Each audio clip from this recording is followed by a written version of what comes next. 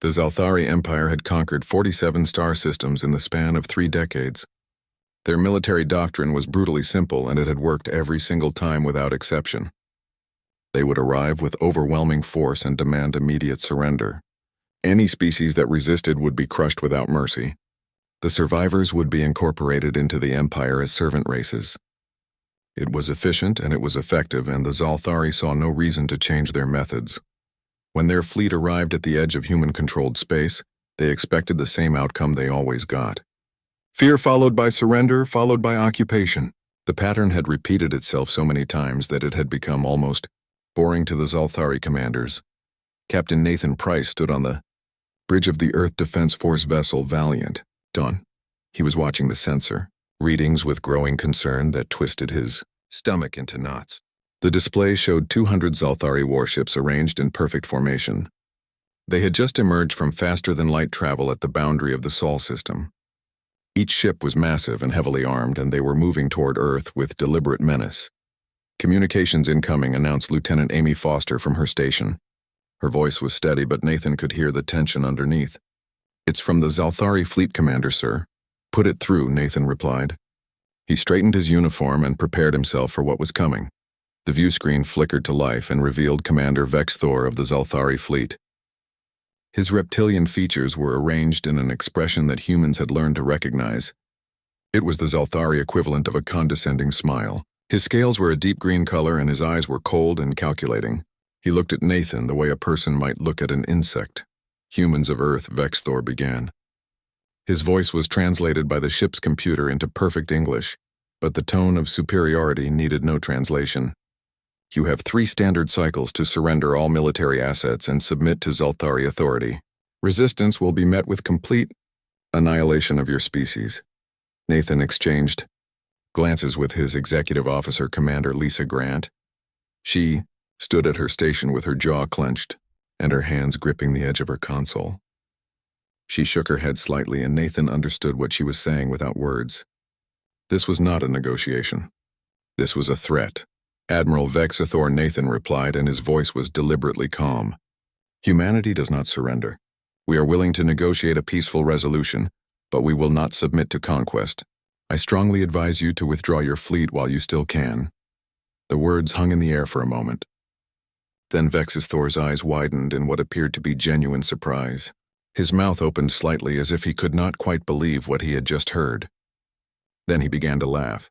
It was a harsh grating sound that made everyone on the bridge wince. "You warned me," Vex Thor said through his laughter. "Your species has controlled space travel for barely 2 centuries. We have crushed civilizations 10 times your age. We have weapons that can glass entire planets. We have fleets that number in the thousands. 3 cycles human. No more." The transmission ended abruptly and the view screen went dark. The bridge fell silent for a long moment. Nathan could feel the eyes of his crew on him, and he knew they were waiting to see how he would respond. "Send the recording to Earth Command," he ordered.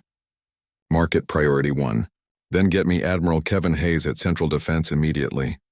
Within hours, the message had reached every corner of human space. It traveled through the quantum communication network at speeds that seemed impossible just a century ago. Every military installation received it. Every government building received it. Every colony and every orbital station and every ship in the fleet received it. The Earth Defense Council convened an emergency session deep beneath the surface in Geneva. The chamber was filled with representatives from every nation and every major colony. Admiral Kevin Hayes stood before them in his dress uniform. He was the supreme commander of Earth's military forces, and the weight of what was coming rested entirely on his shoulders. "They have given us 3 days," he said quietly. His voice carried through the chamber despite its softness. "Intelligence suggests their fleet is just the vanguard. Reinforcements are likely already en route. We estimate their full force could number over 500 ships." The chamber erupted in whispers and urgent conversations. Counselor Patricia Morgan leaned forward from her seat. She was the civilian head of the Defense Committee, and she had spent her entire career trying to prevent this exact scenario. "What are our options, Admiral?" she asked. Hayes met her eyes, and his expression was grim. "We fight or we submit to slavery. There is no third option. The Zalthari do not negotiate with species they consider inferior. They do not offer treaties or compromises. They conquer or they destroy. How many ships do we have, Counselor Morgan asked. 93 combat vessels, Hayes replied. We are outnumbered more than 5 to 1. But we have advantages they do not know about. We have been preparing for this possibility since the day we achieved faster-than-light travel. The vote was called, and it was unanimous. Humanity would stand its ground. They would defend their home. They would not surrender to an empire that viewed them as primitives to be enslaved. On the Zalthari flagship, Commander Vexthor reviewed the tactical data with his senior officers. The holographic display showed Earth's defensive positions and fleet deployments. Everything looked exactly as expected. The humans had gathered their pathetic little fleet, and they were preparing to make a stand. It would be over in hours. Lieutenant Krelak stood at the tactical station, and he seemed troubled. He was younger than most of the senior officers, and he had a reputation for questioning assumptions. Commander, he said carefully, our intelligence reports suggest the humans have some advanced defensive capabilities. Perhaps we should exercise more caution. Vexthor turned to look at him, and his expression was one of contempt. Perhaps we should, what he snapped. They are primitives, Lieutenant. They achieved space travel only recently. 3 cycles from now, Earth will be ours, and this conversation will be forgotten. But Krelax had reviewed the classified reports that other officers had dismissed as irrelevant. He had read the accounts from the few species who had encountered humans before they became spacefaring. Humanity had a reputation among those who knew them. They were unpredictable. They were relentless. They had survived extinction events that would have destroyed other species. They had a saying that appeared in many of their languages and cultures. Never again. Krelax looked at the tactical display and felt a cold sensation in his chest. He had studied military history extensively, and he knew that overconfidence had destroyed more fleets than enemy weapons ever had. The humans had warned them to withdraw. That itself was unusual. Most primitive species begged for mercy or tried to flee. The humans had done neither. They had simply warned the Zalthari to leave. Sir Krelax tried again. With respect, I believe we should take their warning seriously. Species that warn rather than beg are dangerous. Vexthor waved his hand dismissively. You worry too much, Lieutenant. In 3 cycles you will see how foolish your concerns were. The humans will break like all the others. But Krelax was not convinced. He returned to his station and began running additional scans of the human defensive positions. What he found troubled him even more. There were gaps in the sensor data, areas where the readings did not quite make sense. It could be equipment malfunction, or it could be something else entirely. It could be stealth systems or hidden weapons platforms or any number of tactical surprises. He thought about bringing this to Vexthor's attention, but he already knew what the response would be. The commander had made up his mind. The Zalthari Empire had never lost a conquest campaign, and Vexthor was not going to be the first commander to retreat from a primitive species. The countdown began. 3 days until the ultimatum expired. 3 days until the Zalthari Empire would learn a lesson they would never forget. 3 days until they discovered what happened when humanity said no. Across Earth, people prepared for war. Civilians volunteered for defense forces. Engineers worked around the clock to repair and upgrade ships. Scientists activated weapons systems that had been theoretical until now. Children were evacuated to deep shelters. Families said goodbyes that might be permanent. And in the silence of space, humanity's hidden defenses waited. Weapons platforms disguised as asteroids, stealth ships drifting in the void, orbital defense grids that could turn the space around Earth into a killing field. All of it waiting for the moment when the Zalthari would learn the truth. Humanity did not bluff. Humanity did not surrender. And when humanity gave a warning, it should be heeded, because humans did not pardon those who ignored them. The 3-day ultimatum expired at exactly 0600 hours by Galactic Standard Time. Nathan Price stood on the bridge of the Valiant Dawn and watched the chronometer count down to 0. His ship was now positioned with the rest of Earth's defensive fleet in high orbit above Mars. The red planet hung below them like a rust-colored shield between humanity and the approaching enemy, Lisa. Grant worked at her tactical station with focused intensity. Her fingers moved across the glowing display as she coordinated with the other ships in their battle group. All ships report ready status, she said without looking up from her screen. Planetary defense grids are online and the lunar batteries are charged and locked on target. The Zalthari fleet began its advance toward them. Nathan could see their formation on the main view screen, and it was designed to intimidate. 200 warships arranged in a massive wedge shape that looked like a spearhead, aimed directly at the heart of human space.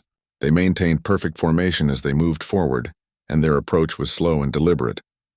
They wanted humanity to see them coming, and they wanted humans to feel the weight of their inevitable defeat. They are not even trying to be subtle, Nathan muttered under his breath. Lisa glanced at him and gave a small, tight smile. She understood what he meant. The Zalthari were so confident in their superiority that they did not bother with tactical maneuvers or deception. They simply advanced in a straight line because they believed nothing could stop them. Far below on Earth in the subterranean command center beneath, Geneva Admiral Kevin Hayes stood before a massive three-dimensional holographic display of the solar system. The display showed every ship and every defensive position in real time. Dozens of officers worked at stations arranged in concentric circles around him.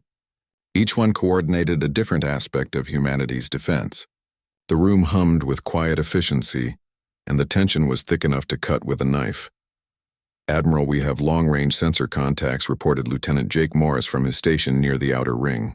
"Additional Zalthari ships are arriving at the system's edge." His voice remained calm, but there was an edge to it that Hayes recognized immediately. "Estimated count is 300 additional vessels, sir." Hayes felt his jaw clench, but he kept his expression neutral. 500 Zalthari warships against humanity's fleet of 93 combat vessels. The mathematics were brutal and unforgiving. Humanity had never faced odds like this before. Every war game and every simulation they had run over the past century had assumed they would face a numerically superior enemy. But this was beyond their worst projections. "Activate Protocol Olympus," Hayes ordered. His voice cut through the ambient noise of the command center like a blade. Authorization Hayes Alpha 77. All across the solar system, hidden installations began to wake up. Weapons platforms that had been disguised as asteroids for decades suddenly came to life. Their fusion reactors ignited, and their targeting systems began tracking the approaching Zalthari fleet. Stealth ships that had been drifting silent and cold in the void between planets activated their systems one by one. Each ship had been waiting in position for years with skeleton crews in cryogenic sleep. Now those crews were waking up and preparing for battle. Humanity's true defensive network was far more extensive than the Zalthari had realized. For 100 years since humanity had achieved faster-than-light travel, they had been preparing for this day. Every military planner and every strategic analyst had asked the same question. What would humanity do if a superior alien force tried to conquer Earth? The answer had been simple in concept but staggering in execution. They would prepare every possible advantage and hide their true strength until the moment of truth. "Sir, we have an incoming transmission from the Zalthari flagship," called out the communications officer. Hayes straightened his uniform and nodded. "Put it through," he replied. The holographic display shifted and the image of Admiral Vexthor appeared in the center of the room. The Zalthari commander looked even more confident than he had 3 days ago. His reptilian features were arranged in what humans had learned was their species' equivalent of a satisfied smile. "Your time has expired, humans," Vexthor announced. His translated voice echoed through the command center. "Surrender now or be destroyed. This is your final opportunity to avoid complete annihilation." Hayes stepped forward until he was face to face with the hologram. His posture was rigid and his voice was steady and cold. "Admiral Vexthor, this is your final warning. Withdraw your forces immediately. We do not wish to destroy you, but we will if you force our hand." The Zalthari admiral's eyes widened slightly, and then he began to laugh. It was the same harsh grating sound that Nathan had heard 3 days earlier. "Destroy us," Vexthor said through his laughter. "You cannot even comprehend the power we bring to bear against you. Your arrogance is almost admirable in its stupidity." "You were warned," Hayes interrupted quietly. Then he made a cutting gesture and the transmission ended abruptly. The command center fell silent for a moment. Every officer waited for Hayes to give the order they all knew was coming. Hayes turned to his weapons coordinator and his face was grim but determined. "Commander Sullivan, you may fire when ready," he said. Officer Danny Sullivan had been waiting for this moment his entire career. He nodded once and his fingers moved across his control panel with practiced precision. "Firing solution is locked," he reported. "Initiating strike sequence now." Throughout the solar system, humanity's hidden weapons spoke as one. But the first wave was not what the Zalthari expected. It was not kinetic projectiles or energy beams or nuclear warheads. It was something the Zelthari had never encountered in all their centuries of conquest. Humanity had developed quantum disruption torpedoes. These weapons did not destroy matter in the conventional sense. Instead, they temporarily destabilized the quantum fields that held atoms together at the most fundamental level. The effect lasted only 3 seconds in normal space-time, but for the crews of the affected ships, those 3 seconds translated into subjective centuries, 50. Zelthari ships in the Vanguard formation simply ceased to exist. For 3 seconds they were not matter and they were not energy. They existed in a state between states. Then they rematerialized exactly where they had been before, but everything had changed. The crews of those 50 ships had experienced what felt like hundreds of years in complete sensory isolation. Their minds had fractured under the strain. Some went catatonic, others went violently insane. Screaming filled the Zelthari communication channels as the affected ships began to drift out of formation. Some fired their weapons randomly, others activated their self-destruct sequences. The perfect wedge formation dissolved into chaos. Phase 2, Hayes ordered. His voice was calm, but there was no satisfaction in it. He took no pleasure in what was happening, but he would not hesitate either. The asteroid platforms revealed themselves. For decades, they had looked like ordinary space rocks drifting in the asteroid belt and in orbit around various planets. Now they unfolded like mechanical flowers. Each platform unleashed focused electromagnetic pulses that traveled at the speed of light. The pulses were precisely calibrated to overload Zelthari ship systems. Dozens of enemy vessels found their electronics fried in an instant. Their ships went dark and tumbled through space as dead hulks. On the bridge of the Valiant Dawn, Nathan watched the tactical display update in real time. The Zelthari fleet's perfect formation had completely collapsed. Ships collided with each other as they tried to evade weapons they could not see coming. The confidence that had marked their advance had evaporated. All ships advanced to firing range, Nathan ordered. Target the command vessels and make every shot count. The human fleet surged forward. They were smaller and they were outnumbered, but they moved with precision and purpose. Each ship knew its role. Each crew had trained for thousands of hours for this exact scenario. They had practiced the coordination until it became instinct. Lisa Grant coordinated the attack runs from her station. Frigate groups Alpha and Beta concentrate fire on the carrier at coordinates Mark 7. She called out over the fleet-wide tactical channel. Destroyers sweep the flanks and engage any ships trying to regroup. Let's show them what happens when you threaten Earth. The human ships opened fire. Railguns launched projectiles at significant fractions of light speed. Energy weapons carved through the void. Missile pods released their payloads in coordinated salvos. Each shot was calculated and each target was chosen for maximum tactical effect. Humanity did not have the numbers to waste ammunition on random targets. Aboard the Zelthari flagship, panic had replaced arrogance. Vexthor stared at his tactical display as ship after ship reported critical damage or disappeared from his sensors entirely. His mind struggled to comprehend what was happening. The intelligence reports had said the humans were primitives. They had controlled space travel for barely 2 centuries. They should not have weapons like this. They should not be capable of this level of coordination. How is this possible, he demanded. His voice rose to a shout. They are supposed to be primitives. Our intelligence said they had no significant military technology. Krelax worked frantically at his tactical station, trying to make sense of the battle data. Commander, we must withdraw, he said urgently. We have lost over 100 ships in the first. The Battle of Mars raged for 18 straight hours. By the time the Zelthari fleet finally broke off their attack and retreated, they had lost nearly 200 ships. The wreckage drifted through space like a graveyard of metal and broken dreams. Humanity had lost 23 vessels, and the names of every fallen crew member would be remembered forever in monuments and memorials across every human world. Nathan Price stood on the damaged bridge of the Valiant Dawn and surveyed the destruction around him. A Zelthari energy beam had torn through the starboard side of the ship during the height of the battle. 6 crew members had died instantly when the beam pierced the hull. Another dozen were injured and currently being treated in the medical bay. The bridge itself looked like it had been through a war because it had. Lisa Grant sat at her station with a bandage wrapped around her head. Blood had soaked through the white fabric, but she refused to leave her post. Her fingers still moved across her console as she coordinated damage control teams throughout the ship. Damage report, Nathan said. His voice was hoarse from shouting orders during the battle. "Hull breaches on decks 5 and 6 are sealed," Lisa replied without looking up. "Main weapons are at 60% capacity. Engineering says they can get us back to 80% within 12 hours.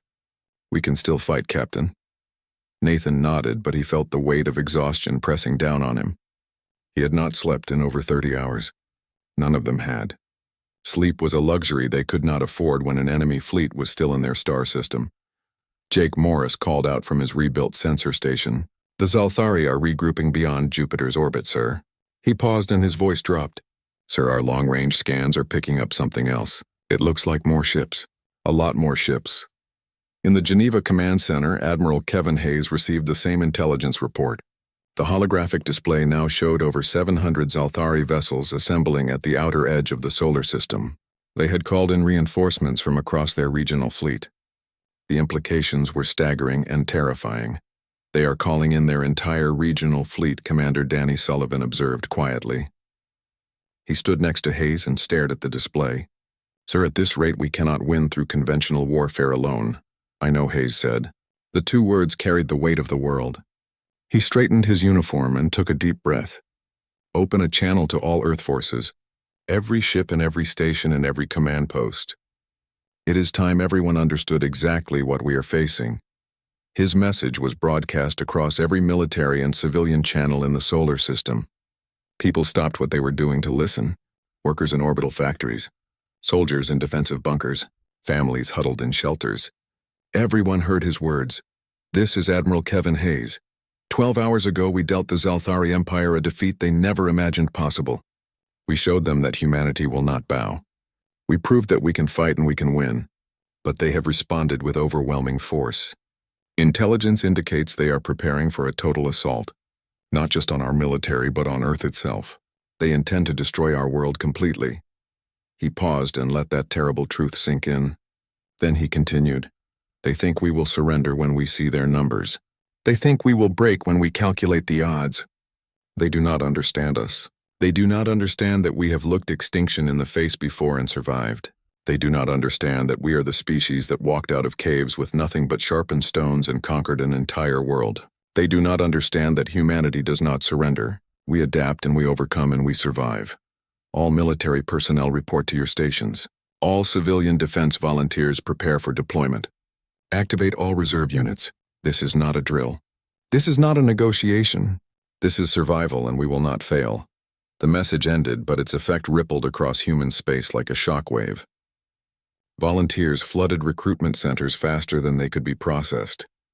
Engineering teams worked themselves to the point of collapse repairing damaged ships. Factories shifted to maximum war production and began operating 24 hours a day. Humanity had been pushed to the edge and now they were pushing back with everything they had. On the Zalthari flagship, now positioned with the massive reinforcement fleet, Commander Vexthor stood before Supreme Admiral Torqueval. The Supreme Admiral had arrived to take personal command of the operation. He was larger than Vexthor and his scales were darker. His presence commanded absolute authority and his anger was palpable. "You have failed," Torqueval stated flatly. His voice was cold and hard. "The Council expected easy conquest. Instead, you have lost nearly 200 ships to an inferior force. Explain yourself. They have weapons we did not anticipate," Vexthor said. He tried to keep the desperation out of his voice but failed. "Technology that should not exist in such a young species. Their defensive network is far more extensive than our intelligence suggested. If we had known the true extent of their capabilities, we would have approached differently." "You knew enough," Torqueval cut him off. His eyes blazed with fury.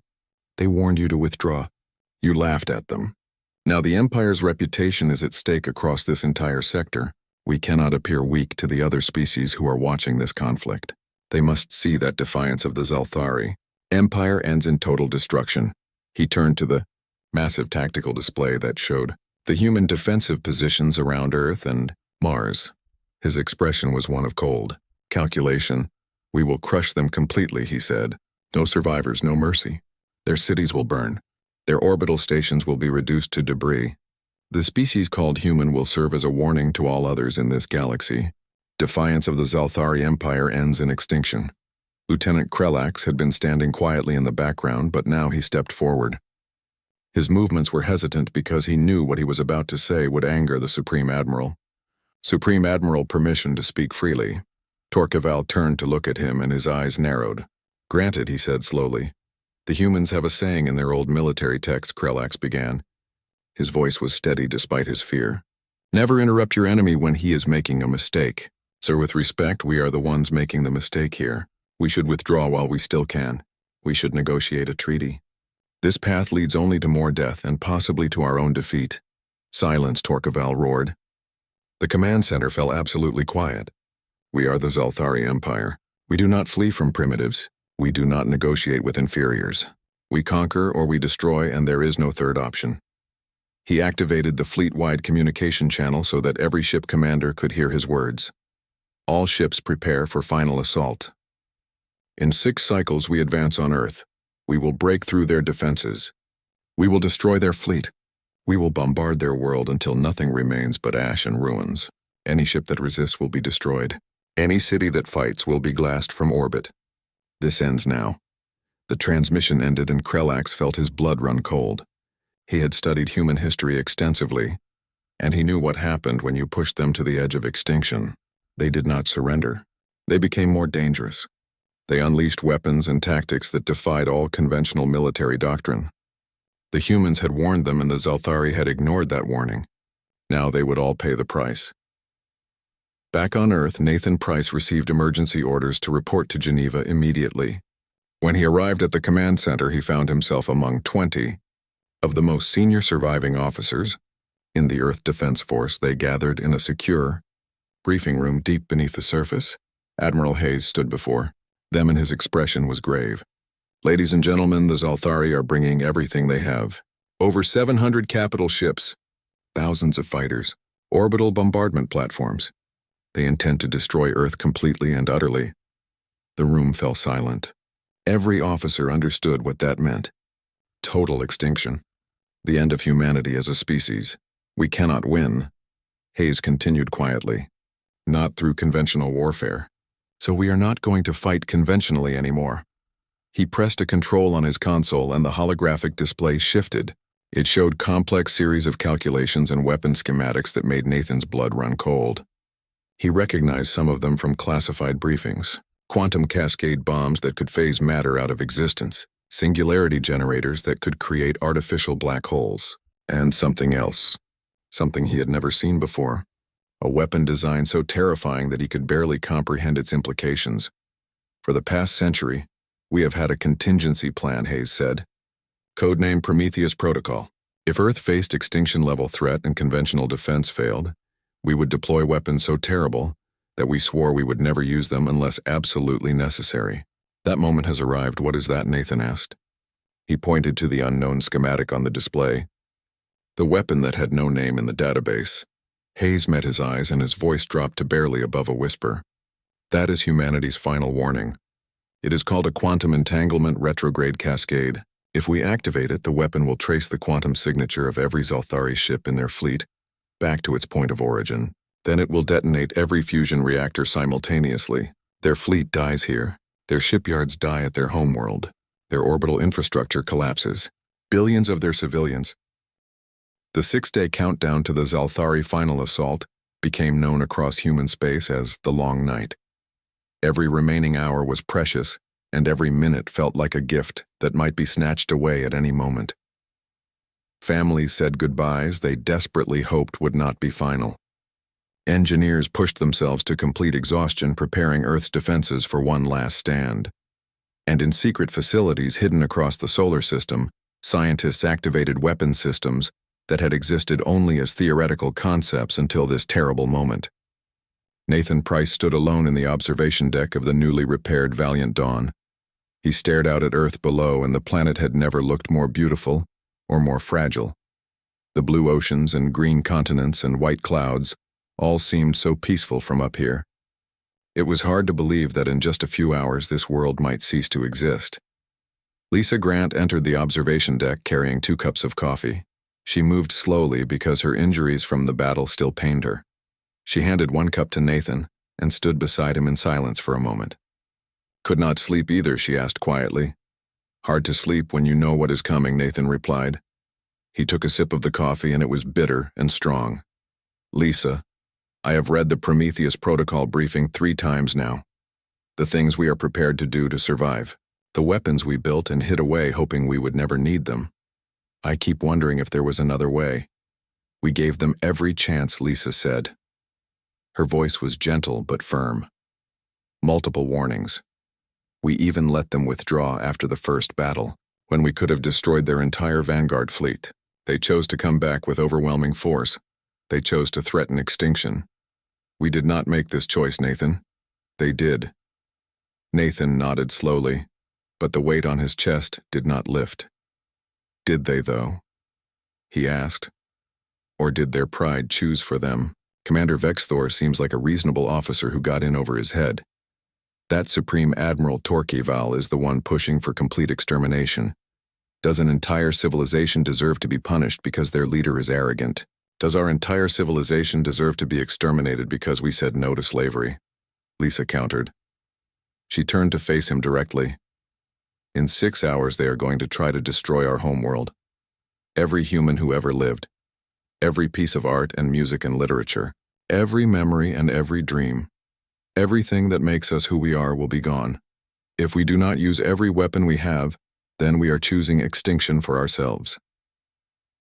You are right, Nathan admitted. He knew she was right, but that did not make it easier. I just wish there was another way.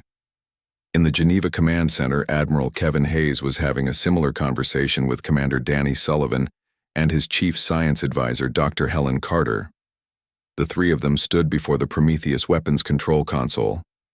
The screens glowed with status indicators showing that all 3 weapon systems were operational and ready to fire. The Prometheus weapons are ready, Dr. Carter reported. Her voice was clinical and professional, but her hands trembled slightly as she held her data pad.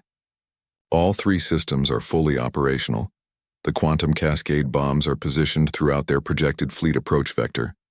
The singularity generators are on standby. And the quantum entanglement retrograde cascade is charged and awaiting your authorization code, Admiral. How many casualties are we looking at? Hayes asked. His voice was quiet and heavy. Dr. Carter took a deep breath before answering. On our side, if they breach our defenses, the casualties will be total. Earth will be uninhabitable for thousands of years. Every human in the solar system will likely die within days. On their side, if we deploy all 3 Prometheus systems, the entire Zalthari fleet will be destroyed instantly. No survivors. And the feedback cascade will travel back along the quantum signatures to their homeworld. Their orbital shipyards will explode. Their space stations will fall from orbit. Their satellite network will be destroyed. Billions of Zalthari civilians could die from the resulting infrastructure collapse and economic chaos. The command center fell into heavy silence. The weight of those numbers pressed down on everyone present. They were talking about genocide on a scale that was almost incomprehensible. There has to be another way, Sullivan said. His voice was desperate. Another warning. Something that makes them understand the consequences without killing billions of innocent civilians who had no say in this war. Hayes stood motionless for a long moment. Then suddenly he straightened and his eyes lit up with determination. Get me a secure channel to the Zalthari flagship, he ordered. Priority override. I do not care if they want to talk or not. They are going to listen to this message. It took 10 minutes to establish the connection. Supreme Admiral Torqueval's face appeared on the main view screen, and his expression was one of contempt and barely controlled rage. Have you called to surrender, human? He asked. His voice dripped with condescension. No, Hayes replied calmly.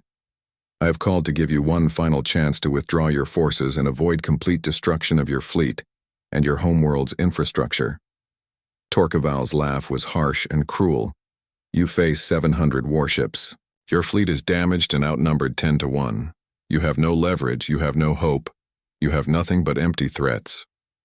Wrong, Hayes said. His voice suddenly became hard as steel. I have this. The view screen split into multiple sections. Dr. Carter's fingers moved rapidly across her console, feeding technical data and weapon schematics directly to the Zalthari flagship computers. Images of the 3 Prometheus weapons systems appeared alongside detailed technical specifications. The first system is quantum cascade bombs, Hayes explained. His voice was steady and cold. They will phase your ships out of normal space-time.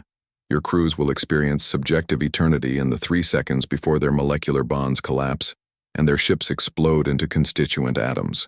Torqueval's expression flickered. It was subtle, but Hayes saw it. The first crack in the Supreme Admiral's absolute confidence. The second system is singularity generators, Hayes continued.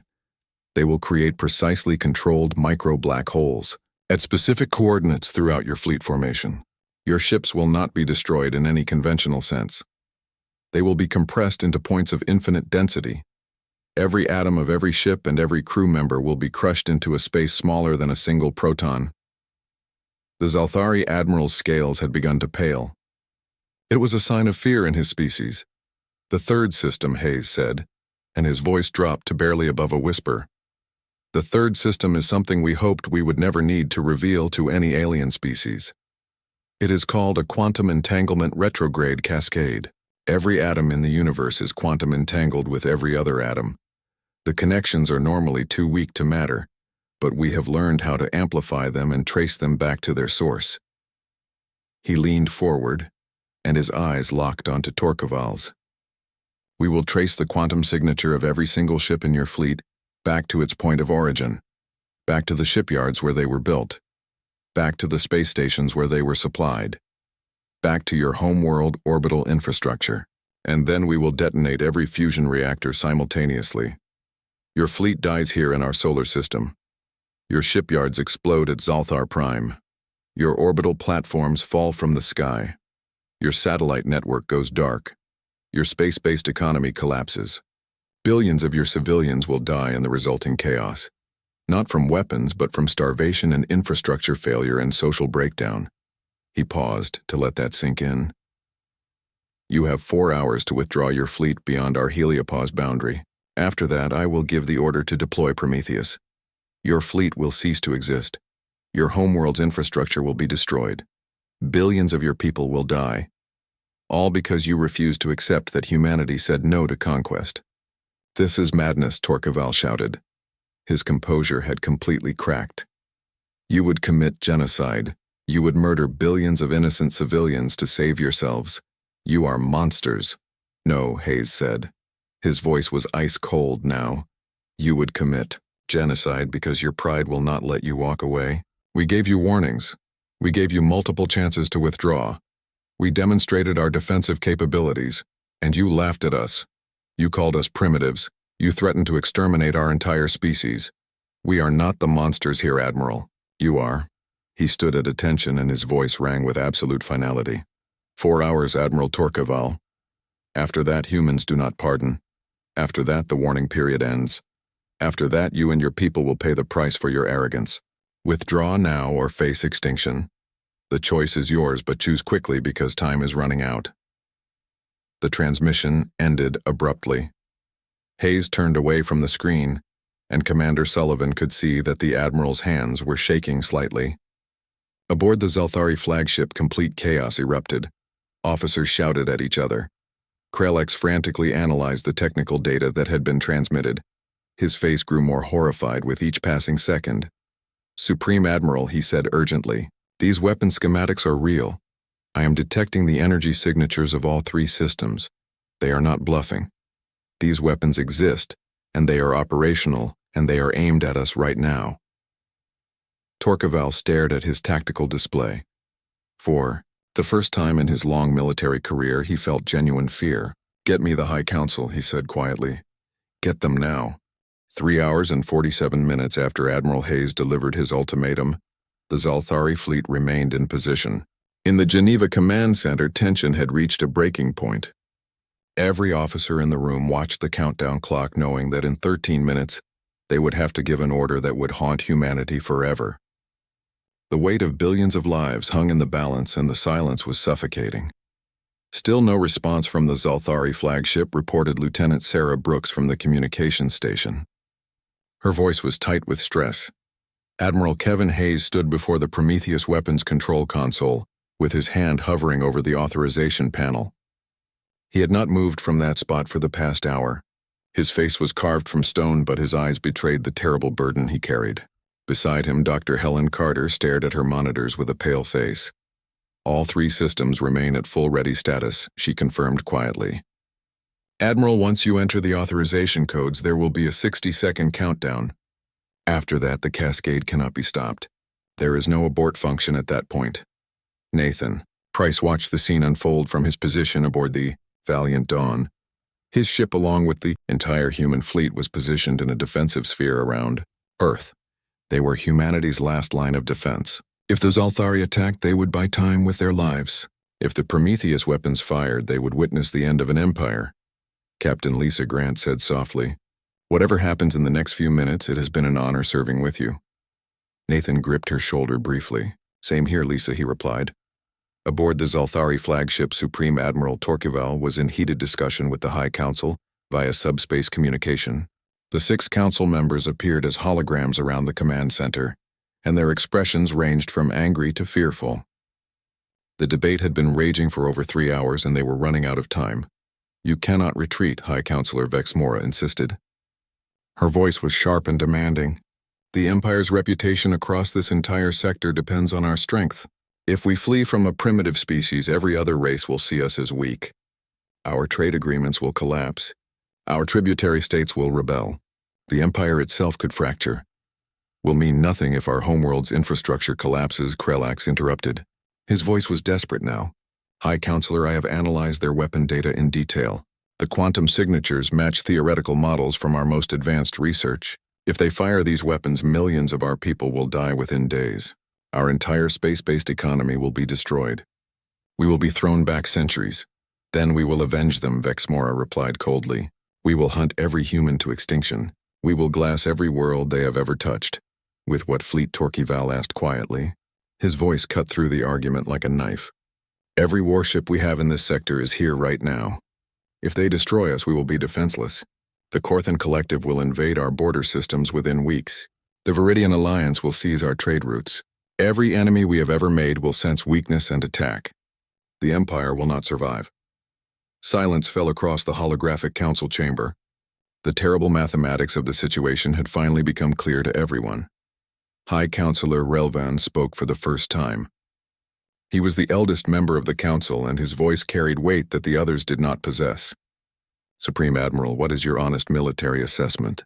Can we win this engagement and survive the consequences?" Torqueval looked at his tactical display. He looked at the quantum signatures of the Prometheus weapons. He looked at the determined positioning of the human fleet. Then he met Relvan's eyes. "No," he admitted. The word tasted like poison in his mouth. "We can breach their defenses. We can bombard Earth. We might even succeed in destroying their civilization. But those weapons will fire. The cascade will reach our homeworld. Best case scenario, we kill them all and doom our own civilization to decades of chaos and weakness. Worst case scenario, they survive in hidden colonies, and we have created an enemy that will never stop hunting us. An enemy that proved they have weapons we cannot defend against. Then the decision is clear," Relvan said gravely. "We withdraw immediately. You are showing weakness," Vexmora protested loudly. "No," Relvan replied. His voice was firm and final. "We are showing wisdom. The humans have demonstrated something we dismissed as impossible. A young species with the capability and will to defend itself at any cost. They warned us multiple times. They demonstrated their weapons. They offered us chances to withdraw. We ignored all of it because of our pride. That ends now. Supreme Admiral, give the order." In the Geneva Command Center, the countdown reached 5 minutes. The tension was unbearable. Every breath felt labored. Every heartbeat seemed too loud. Sir Commander Danny Sullivan said carefully, "We should begin the final launch sequence. The system needs 4 minutes to reach full firing readiness." Hayes closed his eyes briefly. When he opened them, they were filled with resolution. "Begin the sequence," he ordered. Authorization Hayes Alpha 77. Alarms began to sound throughout the command center. Red lights flashed on every console. Across the solar system, humanity's doomsday weapons came to full power. The quantum cascade bombs armed themselves. The singularity generators began spinning up their containment fields. The quantum entanglement retrograde cascade reached critical energy levels. 3 minutes remaining. On the Zalthari flagship, Torqueval received the Council's final decision. He felt something he had never experienced in his long military career. Relief mixed with shame. Relief that billions would live. Shame that he had brought his people to the edge of disaster through arrogance. All ships, he announced on the fleet-wide channel. His voice was heavy with defeat but clear and firm. Stand down immediately. Break formation and prepare for emergency withdrawal to beyond the heliopause boundary. This is not a tactical repositioning. We are retreating. Execute now. 2 minutes remaining. The Zalthari fleet began to turn. 700 massive warships slowly reoriented their trajectories. Their formation dissolved as each ship plotted the fastest course out of the solar system. They moved with desperate urgency now. Every second counted. 1 minute remaining. Admiral Hayes' Lieutenant Brooks called out urgently. The Zalthari fleet is breaking formation. They are withdrawing at maximum speed. All ships are heading for the system's edge. Hayes' hand remained frozen over the authorization panel. Confirm that he ordered. His voice was sharp. Are they really withdrawing, or is this some kind of tactical deception? Long-range sensors confirm, Sir Brooks replied. Her fingers flew across her console. They are heading away from Earth on multiple vectors. Energy signatures indicate they are preparing for faster-than-light jumps. Sir, they are really leaving. 30 seconds remaining. Abort Prometheus sequence, Hayes shouted. Authorization Hayes Omega-33. Abort, abort, abort, the alarm ceased. Dr. Carter's hands moved frantically across her console, entering abort codes. The countdown stopped at 22 seconds. The weapons systems began their emergency shutdown procedures. Across the solar system, the doomsday weapons powered down and returned to standby status. The command center remained silent for a long moment. Then someone started clapping. The sound spread until everyone in the room was applauding. Some officers were crying. Others were laughing with relief.